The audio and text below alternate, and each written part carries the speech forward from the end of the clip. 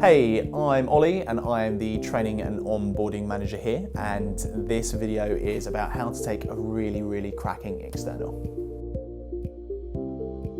Externals are the first thing that a potential client is going to see. It's also the hero shot for pretty much every estate agent. It's also the first shot that is on Rightmove and Zoopla and some of the other portals like Prime Location. The other reason why it matters is if there isn't an external, some clients that are looking might get a little bit suspicious as to why there isn't a front shot. So definitely key to grab a really good external. Stand as far away from the property as possible. This is generally on the other side of the road. The reason being for that is that you can get the top of the property in, you can also get a little bit of road, but when it comes down to editing, if it is too far away, you can always crop in and get that right image.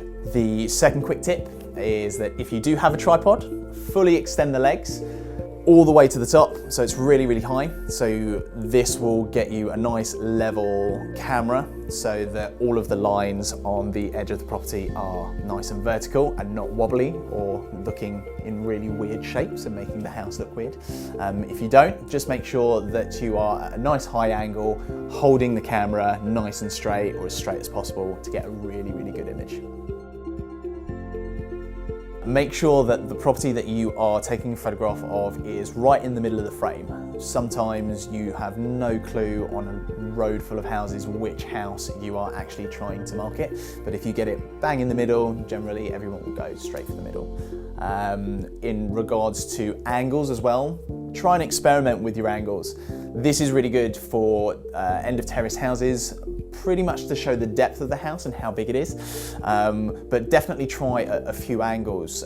Even if it isn't an end of terrace house, you might have some beautiful trees, really nice scenery, so play around and see what works for you.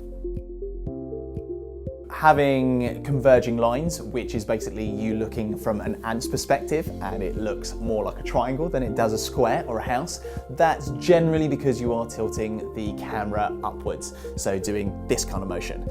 So looking at coming all the way back and getting the camera dead on straight as you possibly can to get those verticals nice and lined up is definitely a key.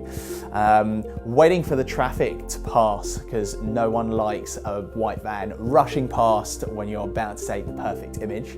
And another big one is move those bins. No one wants to see the rubbish overflowing on an external, so hide it behind some cars, move it out of shot, bring it with you to the other side of the road if you have the time and it's quiet, but definitely move the bins, and with those tips you will get an absolutely cracking external.